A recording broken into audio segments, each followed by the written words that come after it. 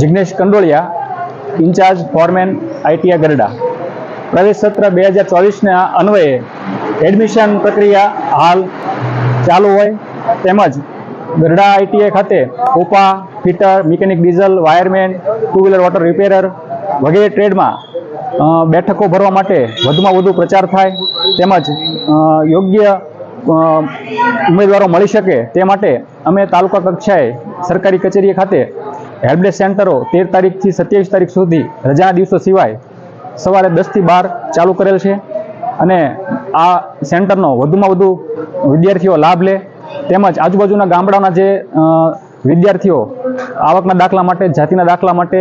Non criminal certificate માટે તાલુકાની કચેરીઓ ખાતે તાલુકા પંચાયત તેમજ મામલતદાર કચેરી આવતા હોય તે માટે અમે હેલ્પડેસ્ક સેન્ટર ચાલુ કરેલ છે।